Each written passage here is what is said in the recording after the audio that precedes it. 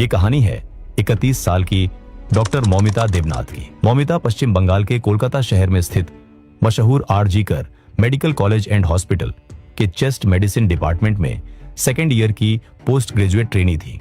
मौमिता के सपने बहुत बड़े थे और वही उनके पिता ने काफी मेहनत और संघर्ष करके अपनी बेटी को इस मुकाम पर पहुंचाया था। वो उसे एक बेहतरीन डॉक्टर बनते हुए देखना चाहते थे और मौमिता भी अपने इस पेशे को लेकर बेहद जुनूनी थी। मौमिता उन डॉक्टर्स में से एक थी जो मरीजों की जान बचाने के लिए 24 से 36 घंटे तक लगातार काम करती थी।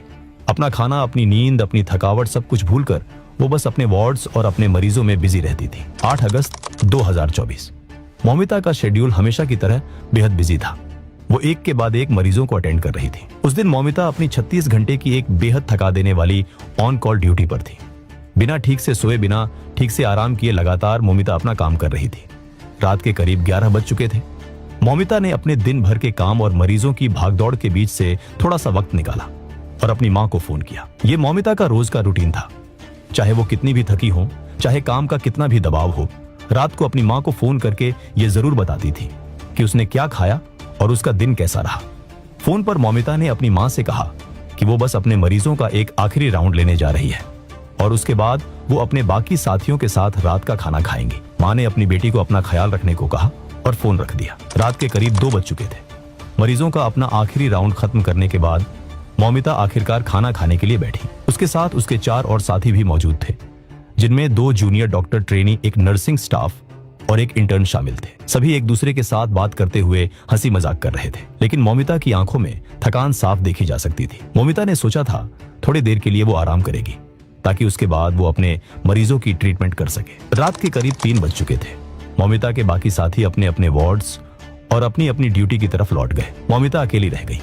इतने बड़े अस्पताल में महिला डॉक्टर्स और मेडिकल स्टाफ के लिए कोई सुरक्षित, साफ और अलग ऑन कॉल रेस्टिंग रूम नहीं था। कोई डेडिकेटेड रूम ना होने की वजह से मौमिता ने आराम करने के लिए उसी चेस्ट डिपार्टमेंट की बिल्डिंग के 3rd फ्लोर पर मौजूद एक सेमिनार हॉल में जाने का फैसला किया। हॉल के अंदर जमीन पर एक नीले रंग का गद्दा पड़ा हुआ था। 36 घंटे की ड्यूटी से चूर मौमिता बिना कुछ सोचे समझे उसी नीले गद्दे पर लेट गई। उसकी आंखें तुरंत बंद हो गईं और वो एक गहरी नींद में चली गई। वो पूरी तरह से निश्चिंत थी क्योंकि वो अपने अस्पताल में थी, अपने लोगों के बीच थी। लेकिन जो अगला पल था उसने सब कुछ बदल कर रख दिया। 9 अगस्त 2024 इस दिन की सुबह आर.जी.कर अस्पताल में मॉर्निंग शिफ्ट के डॉक्टर्स आने लगे थे। सब कुछ नॉर्मल रूटीन की तरह चल रही थी। सुबह के करीब 9 बज रहे थे। एक जूनियर डॉक्टर मौमिता को ढूंढते हुए सेमिनार हॉल की तरफ गया, लेकिन यह सोचकर दरवाजे से ही वापस लौट आया कि शायद मौमिता अपनी 36 घंटे की थका देने वाली ड्यूटी के बाद अभी भी सो रही होंगी। उसने उसे जगाना ठीक नहीं समझा, लेकिन जब सुबह के 9:30 बजे के करीब एक और ट्रेनी डॉक्टर उस सेमिनार हॉल के अंदर दाखिल हुई तो अंदर का मंजर देखकर उसके पैरों तले जमीन खिसक गई। उस सेमिनार हॉल के फर्श पर पड़े उस नीले रंग के गद्दे पर मौमिता की बेजान लाश पड़ी थी। उसके शरीर के निचले हिस्से पर कोई कपड़ा नहीं था। मौमिता का चश्मा टूटा हुआ उसके चेहरे के पास ही बिखरा पड़ा था और उस चश्मे के कांच के टुकड़े उसकी आंखों में बुरी तरह ढंस गए थे, जिनसे अब भी खून निकल रहा था। गर्दन, चेहरे, पेट और पैरों पर गहरे खरोंच के निशान थे। उसके पैर करीब 90 डिग्री के एक खौफनाक एंगल पर मुड़े हुए थे।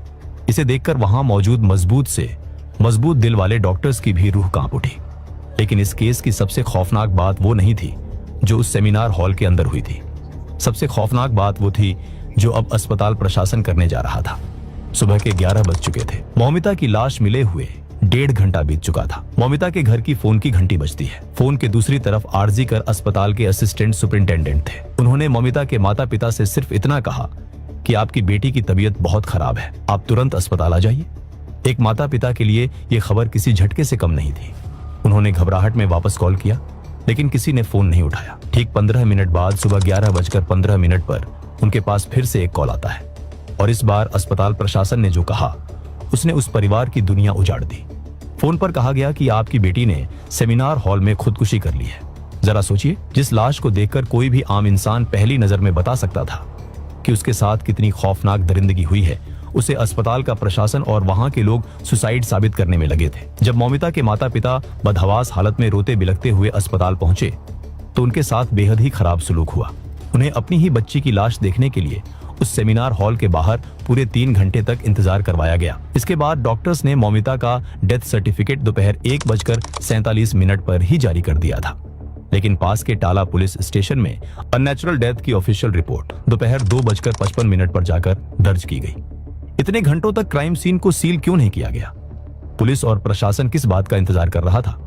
जब जूनियर डॉक्टर्स का गुस्सा फूटने लगा और अस्पताल में हंगामा बढ़ने लगा, तब पुलिस दबाव में आई और इन्वेस्टिगेशन तेज की गई। सबसे पहले पुलिस ने उस लंबे कॉरिडोर के सीसीटीवी फुटेज खंगालने शुरू किए, लेकिन उस पूरे कॉरिडोर में सिर्फ 2 सीसीटीवी कैमरे लगे थे और सेमिनार हॉल का दरवाजा उन दोनों कैमरों के विजन से बाहर एक ब्लाइंड स्पॉट में था। फिर भी पुलिस ने फुटेज को ध्यान से देखना शुरू किया। फुटेज में दिखा कि सुबह के करीब 4 बजे एक शख्स सेमिनार हॉल की तरफ जा रहा है। उसके गले में एक ब्लूटूथ नेकबैंड साफ लटकता हुआ दिखाई दे रहा था। इसके ठीक 47 मिनट बाद, यानी करीब 4:47 पर वो शख्स उसी कॉरिडोर से वापस लौटता हुआ दिखाई देता है। लेकिन पुलिस की तेज नजरों ने एक चीज पकड़ ली। जब वो शख्स वापस लौट रहा था, तब उसके गले में वो ब्लूटूथ नेकबैंड नहीं था। पुलिस की एक टीम ने तुरंत क्राइम सीन की दोबारा तलाशी ली और मौमिता की लाश के पास से ही वो टूटा हुआ ब्लूटूथ नेकबैंड बरामद कर लिया। पुलिस ने तुरंत ही सभी के फोन जब्त कर ली और उसके बाद जैसे ही पुलिस ने उस नेकबैंड को अलग अलग फोन से कनेक्ट करके चेक किया, तो वो नेकबैंड एक व्यक्ति के फोन से कनेक्ट हुआ। पुलिस ने बिना देरी किए अगले ही दिन 10 अगस्त को उस शख्स को गिरफ्तार कर लिया। उस शख्स का नाम था संजय रॉय। जब संजय रॉय की कुंडली खंगाली गई, तो कई चौंकाने वाले राज सामने आए। संजय रॉय ना तो कोई डॉक्टर था, ना कोई वार्ड बॉय और ना ही कोई मरीज। वो कोलकाता पुलिस का एक सिविक वॉलंटियर था, एक ऐसा इंसान जिसे सिर्फ पुलिस की छोटी मोटी मदद के लिए रखा गया था। लेकिन वो आस पड़ोस और लोगों को कहता था कि वो पुलिस वाला है, बल्कि वो अपनी बाइक पर कोलकाता पुलिस का स्टिकर लगाकर पूरे रुतबे से घूमता था। उसका अस्पताल के हर वार्ड में बेरोक-टोक आना जाना लगा रहता था। कोई भी उससे कभी कोई सवाल नहीं करता था, बल्कि वो पैसे लेकर लोगों को अस्पताल में बेड्स दिलवाता था। इसके बाद इन्वेस्टिगेशन में पता चला कि संजय रॉय का बैकग्राउंड बेहद दागी था। उसकी 4 शादियां हो चुकी थीं, जिनमें से 3 पत्नियां उसकी मारपीट से तंग आकर उसे छोड़ चुकी थीं। पड़ोसियों के मुताबिक वो पोर्न फिल्मों का आदी था और एक बेहद हिंसक किस्म का इंसान था, बल्कि वो अपने एरिया में काफी बदनाम था। 8 अगस्त की रात वो शराब के नशे में धुत होकर पहले तो अपने एक दोस्त के साथ रेड लाइट एरिया में गया था।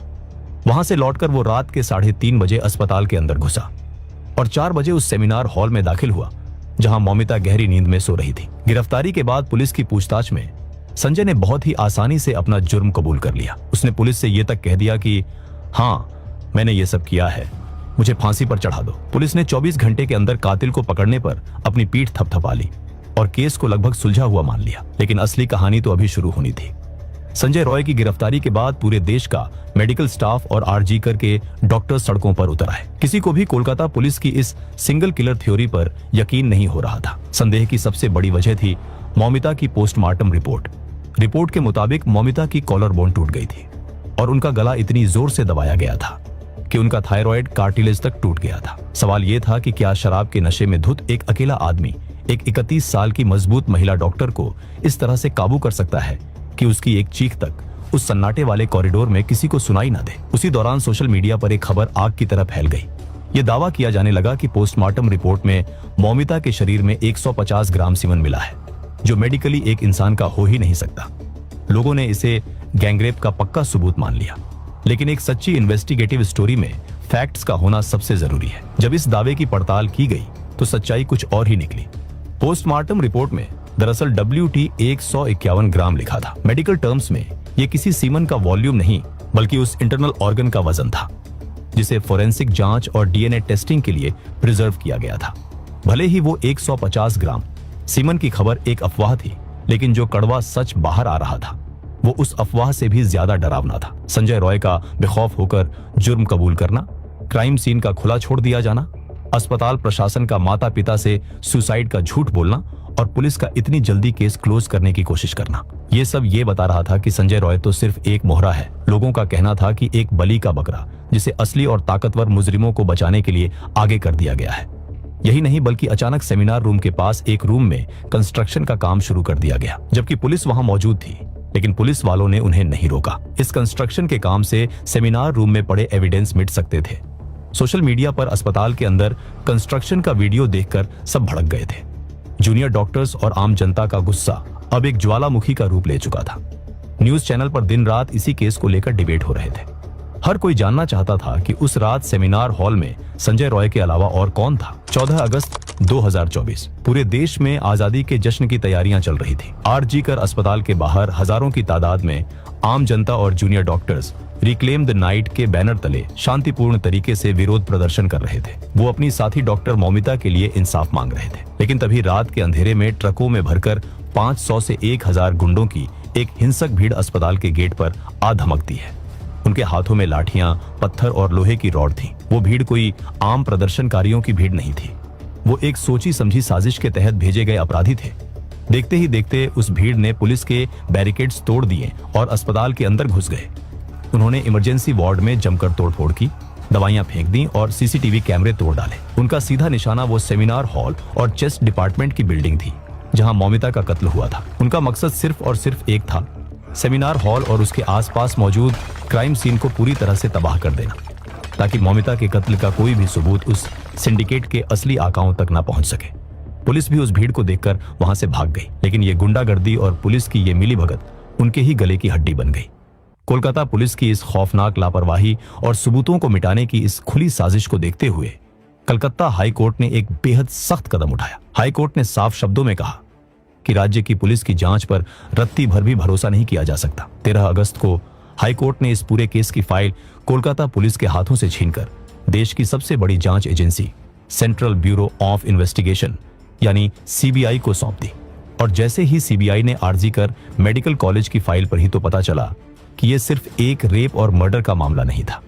ये करोड़ों रुपए के भ्रष्टाचार और इंसानी जिस्मों के खौफनाक कारोबार का मामला था, जिसका सरगना कोई और नहीं बल्कि उसी अस्पताल का प्रिंसिपल डॉक्टर संदीप घोष था। संदीप घोष कोई मामूली डॉक्टर नहीं था, वो इस अस्पताल का माफिया किंग था।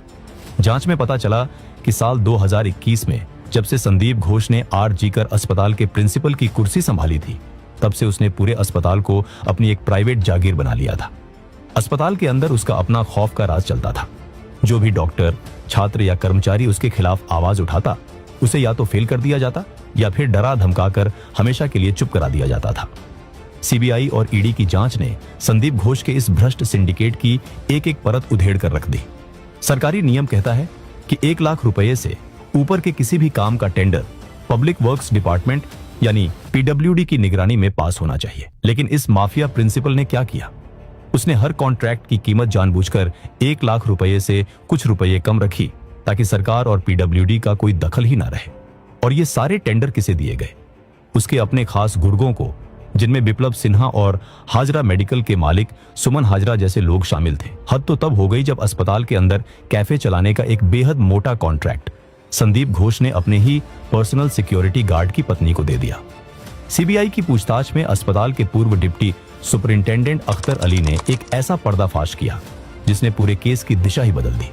अख्तर अली ने बताया कि संदीप घोष का सिंडिकेट अस्पताल से निकलने वाले खतरनाक और जानलेवा बायोमेडिकल वेस्ट को गैर कानूनी तरीके से रिसाइकल करके ब्लैक मार्केट में बेच रहा था। इस्तेमाल की गई सिरिंज और खून से सने ग्लव्स को दोबारा खुले बाजार में बेचा जा रहा था, जिससे हजारों लोगों की जान खतरे में डाली जा रही थी।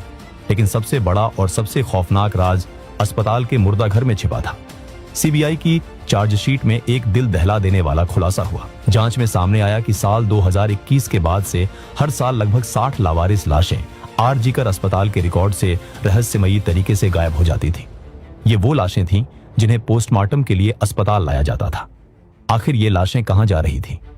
आरोप है कि इन लावारिस लाशों के कीमती अंग निकालकर एक बहुत बड़े ऑर्गन ट्रैफिकिंग यानी अंगों की तस्करी के रैकेट को बेचे जा रहे थे। एक तरफ करोड़ों का ये खौफनाक सिंडिकेट जो इंसानी अंगों का व्यापार कर रहा था, और दूसरी तरफ एक बेहद ईमानदार और जुनूनी डॉक्टर मौमिता जो मरीजों की जान बचाने के लिए दिन रात उसी अस्पताल के वार्ड्स में मौजूद रहती थी। 36 घंटे की ड्यूटी करने वाली मौमिता की नजरों से इस अस्पताल का कौन सा राज छुप सकता था? क्या मौमिता को इस ऑर्गन ट्रैफिकिंग और बायोमेडिकल वेस्ट के काले खेल की भनक लग गई थी? क्या उन्होंने कुछ ऐसा देख लिया था जो संदीप घोष और उसके सिंडिकेट के लिए खतरा बन गया था? क्या मौमिता ने इस काले सच का पर्दाफाश करने की धमकी दी थी? यही वो सवाल था जिसने संजय रॉय की सिंगल किलर थ्योरी की धज्जियां उड़ा दी। ये शक गहराने लगा कि संजय रॉय उस रात सेमिनार हॉल में सिर्फ अपनी हवस मिटाने नहीं गया था, बल्कि उसे एक सुपारी किलर या एक मोहरे के तौर पर भेजा जा सकता है, ताकि उस इंसान को हमेशा के लिए चुप करा दिया जाए जो करोड़ों के इस काले कारोबार का सच बाहर ला सकता था। इन खुलासों के बाद जनता का गुस्सा 7वें आसमान पर था। 2 सितंबर 2024 आखिरकार सीबीआई ने डॉक्टर संदीप घोष को गिरफ्तार कर लिया। कुछ ही दिनों बाद मौमिता के कत्ल के सबूत मिटाने, एफआईआर दर्ज करने में देरी करने और क्राइम सीन के साथ छेड़छाड़ करने के आरोप में टाला पुलिस स्टेशन के ऑफिसर इंचार्ज अभिजीत मंडल को भी सीबीआई ने गिरफ्तार कर लिया। पूरे देश ने राहत की सांस ली। मौमिता के माता पिता को लगा कि शायद अब उनकी बेटी को इंसाफ मिलेगा। उन्हें लगा कि अब वो सारे चेहरे बेनकाब होंगे जो उस रात सेमिनार हॉल में या उसके बाहर इस साजिश का हिस्सा थे। दिसंबर 2024 सियालदह कोर्ट में इस मामले की सुनवाई चल रही थी और तभी एक ऐसा कानूनी ब्लंडर हुआ जिसने पूरे देश को हताश कर दिया। कोर्ट ने सबूत मिटाने और केस को गुमराह करने के आरोप में गिरफ्तार हुए डॉक्टर संदीप घोष और पुलिस ऑफिसर अभिजीत मंडल को जमानत दे दी। और इस जमानत की वजह क्या थी? वजह यह थी कि देश की सबसे बड़ी जांच एजेंसी सीबीआई इस पर्टिकुलर एविडेंस टेम्परिंग केस में 90 दिन की कानूनी समय सीमा के अंदर अपनी चार्जशीट फाइल करने में पूरी तरह से फेल हो गई थी। 90 दिन, 3 महीने का वक्त मिलने के बावजूद सीबीआई चार्जशीट पेश नहीं कर पाई और इसका फायदा उठाकर वो लोग जिन्हें मौमिता के केस का सबसे बड़ा साजिशकर्ता माना जा रहा था, उन्हें जमानत मिल गई। हालांकि संदीप घोष जेल से बाहर नहीं आ पाया क्योंकि ईडी ने भ्रष्टाचार और मनी लॉन्ड्रिंग के मामले में उसे बेल नहीं मिलने दी। लेकिन मौमिता के माता पिता के लिए ये एक बहुत बड़ा झटका था। इसके बाद लोगों का गुस्सा और बढ़ गया। लोगों ने सड़कों पर उतरकर प्रोटेस्ट किया। सिर्फ कोलकाता ही नहीं बल्कि पूरे देश में प्रोटेस्ट होने लगे। महीनों की लंबी सीबीआई इन्वेस्टिगेशन और सड़कों पर चले अनगिनत प्रोटेस्ट के बाद आखिरकार तारीख आई, 18 जनवरी 2025। सियालदह कोर्ट में इस खौफनाक मामले की सुनवाई अपने अंतिम पड़ाव पर पहुंच चुकी थी। एडिशनल सेशंस जज अनिर्बान दास ने अपना फैसला सुनाया और मुख्य आरोपी संजय रॉय को रेप और मर्डर का दोषी करार दिया। 2 दिन बाद 20 जनवरी 2025 को सजा का ऐलान किया गया। अदालत ने संजय रॉय को उसके आखिरी सांस तक कठोर उम्र कैद की सजा सुनाई। साथ ही उस पर 50,000 रुपए का जुर्माना और पश्चिम बंगाल सरकार को पीड़ित परिवार को 17 लाख रुपए का मुआवजा देने का आदेश दिया। लेकिन यह फैसला सुनते ही पूरा देश भड़क उठा। एक ऐसा दरिंदा जिसने एक बेगुनाह डॉक्टर के साथ इतनी क्रूरता की, उसे सिर्फ उम्र कैद क्यों? जज साहब ने अपने फैसले में कहा कि यह केस रेयरेस्ट ऑफ रेयर श्रेणी में नहीं आता, इसलिए फांसी की सजा नहीं दी जा सकती। सीबीआई जो इस केस की जांच कर रही थी, इस फैसले से बिल्कुल सहमत नहीं थी। उन्होंने तुरंत कलकत्ता हाई कोर्ट का दरवाजा खटखटाया और संजय रॉय के लिए मौत की सजा की मांग की। राज्य सरकार ने भी अपनी तरफ से फांसी की मांग करते हुए अपील दायर की। फरवरी 2025 में हाई कोर्ट ने राज्य सरकार की अपील को खारिज कर दिया, लेकिन सीबीआई की अपील को मंजूर कर लिया। लेकिन पीड़ित के माता पिता की लड़ाई सिर्फ संजय रॉय की उम्र कैद या फांसी पर खत्म होने वाली नहीं थी। वो जानते थे कि संजय रॉय सिर्फ एक मोहरा था। उस रात सेमिनार हॉल में जो कुछ भी हुआ उसमें और भी लोग शामिल थे। इसलिए माता पिता ने लार्जर कॉन्स्पिरेसी यानी बड़ी साजिश की दोबारा जांच के लिए कलकत्ता हाई कोर्ट में एक नई पिटीशन डाली। ये केस इतना ज्यादा पॉलिटिकली सेंसिटिव हो चुका था कि कलकत्ता हाई कोर्ट के एक के बाद एक कई जजों ने इस केस को सुनने से ही मना कर दिया। एक बेटी के माता पिता कोर्ट के चक्कर काट रहे थे और जज इस केस से किनारा कर रहे थे। अंत में जाकर चीफ जस्टिस ने एक स्पेशल बेंच बनाई जिसे इस पूरे सिंडिकेट और साजिश की जांच की निगरानी का जिम्मा सौंपा गया। लेकिन जनता के बढ़ते गुस्से को देखकर बंगाल की सत्ता में बैठी ममता बनर्जी की सरकार घबरा चुकी थी। अपनी गिरती हुई राजनीतिक छवि को बचाने के लिए उन्होंने सितंबर 2024 में विधानसभा में आनन फानन में एक बिल पास कर दिया जिसका नाम था अपराजिता बिल। इस बिल में यह दावा किया गया कि रेप के मामलों में 21 दिन में पुलिस जांच पूरी होगी और 30 दिन में ट्रायल खत्म करके मुजरिम को सीधा फांसी की सजा दी जाएगी। लेकिन कानूनी जानकारों और पूर्व जजों ने इसे सिर्फ एक नी जर्क रिएक्शन यानी बिना सोचे समझे लिया गया एक दिखावटी कदम बताया। मई 2026 आ चुका था और ये बिल आज तक राष्ट्रपति द्रौपदी मुर्मू की मंजूरी के लिए अटका पड़ा था। जनता समझ चुकी थी कि ये सिर्फ एक पॉलिटिकल स्टंट था जो असली मुद्दों से ध्यान भटकाने के लिए किया गया था। और फिर वो हुआ जिसकी कल्पना शायद किसी ने नहीं की थी। आरजीकर अस्पताल की उस घटना ने पश्चिम बंगाल की राजनीति की नींव को पूरी तरह से हिलाकर रख दिया था। मई 2026 के पश्चिम बंगाल विधानसभा चुनाव आ चुके थे और जब चुनाव के नतीजे आए तो पूरे देश की राजनीति बदल गई। लगातार 15 सालों से सत्ता पर राज कर रही ममता बनर्जी और उनकी तृणमूल कांग्रेस का अभेद्य किला ताश के पत्तों की तरह ढह गया। 294 सीटों वाली विधानसभा में भारतीय जनता पार्टी ने 207 सीटें जीतकर एक ऐतिहासिक जीत दर्ज की। टीएमसी मात्र 80 सीटों पर सिमट कर रह गई। यहां तक कि खुद मुख्यमंत्री ममता बनर्जी अपनी पारंपरिक भवानीपुर सीट से चुनाव हार गई। लेकिन इस चुनाव की सबसे भावुक, सबसे शक्तिशाली और रोंगटे खड़े कर देने वाली तस्वीर उभर कर आई पानीहाटी विधानसभा सीट से। इस सीट से जो उम्मीदवार चुनाव लड़ रही थी वो कोई आम राजनेता नहीं थी। वो थी रत्ना देवनाथ, उसी पीड़ित डॉक्टर की मां, जिस मां ने अपनी बच्ची की खून से लथपथ लाश देखी थी। बीजेपी के टिकट पर चुनाव लड़ते हुए रत्ना देवनाथ ने टीएमसी के उम्मीदवार को पूरे 28,000 वोटों के भारी अंतर से हरा दिया। अपनी जीत के बाद उस मां ने खुलेआम मन से दहाड़ते हुए कहा कि ममता बनर्जी मुजरिमों की सरगना है और जब तक वो और उनके भ्रष्ट अधिकारी जेल नहीं जाएंगे, मेरी बेटी के असली कातिलों का नाम बाहर नहीं आएगा। 9 मई 2026 कोलकाता के ब्रिगेड परेड ग्राउंड में सुवेंदु अधिकारी ने पश्चिम बंगाल के नए मुख्यमंत्री के रूप में शपथ ली। बंगाल के इतिहास में यह पहली बार था जब बीजेपी की सरकार बनी थी। सत्ता में आते ही सुवेंदु अधिकारी ने वो कदम उठाया जिसका इंतजार बंगाल की जनता पिछले 2 सालों से कर रही थी।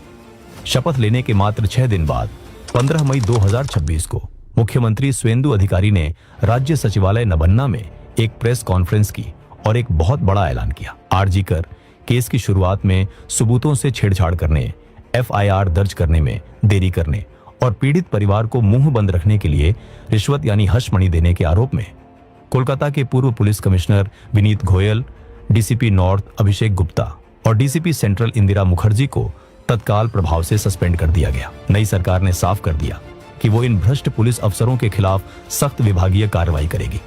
इतना ही नहीं, सरकार ने इस पूरे आरजी कर सिंडिकेट और इसके पीछे छुपे बड़े राजनेताओं को बेनकाब करने के लिए एक आजाद जुडिशियल कमीशन बनाने की दिशा में भी कदम बढ़ा दिए।